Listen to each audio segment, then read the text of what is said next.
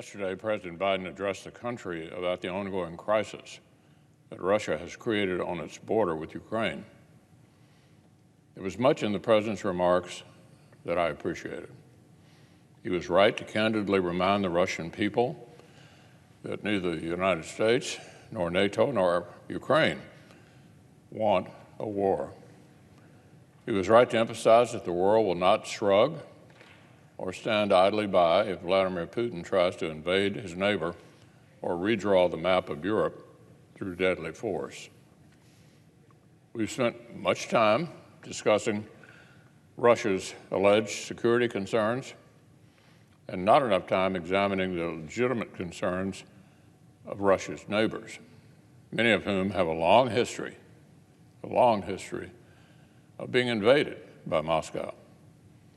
The concerns of these free, sovereign states matter as well, and the President would do well to amplify their voices and their historical experiences. So it's fine for President Biden to engage in good faith diplomacy, provided we're skeptical about Putin's intentions.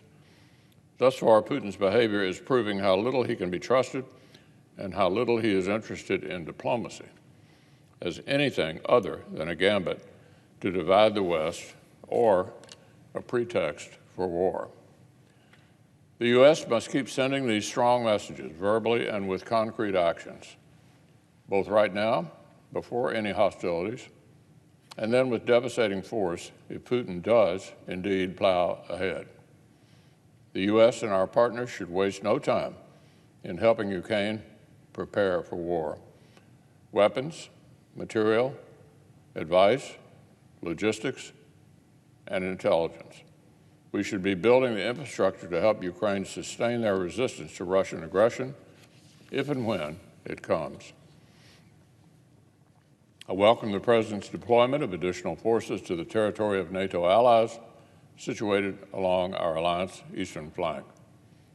I recommended he take such action months ago, and I'm particularly grateful to the Kentuckians of the 101st Airborne Division who are leaving Fort Campbell this week to join NATO reinforcements in Eastern Europe. As our diplomats work to halt the train of Russian aggression, it is the brave men and women of the U.S. military who give their words added weight. I'm hopeful that President Biden will rise to the occasion. As a bipartisan group of colleagues and I made clear in a joint statement yesterday, the President would have overwhelming bipartisan support to use his existing executive authorities for tough sanctions against Russia in the event of conflict. We should acknowledge Putin's use of energy as a weapon. And if the President is serious about providing relief for Americans at the pump or blunting Putin's manipulation of energy markets, he will stop his administration's anti-energy policies that make it harder for our own producers to explore, to produce, and to export energy to vulnerable allies. And while our eastern flank allies have consistently taken a clear-eyed approach to their own defense, it's time for America to invest more meaningfully in our own military capabilities and demand that our allies in Western Europe actually follow suit. Whether the administration is serious about competition with Russia and China will be clear when it submits its fiscal 23 budget request. Our allies and adversaries will all be watching.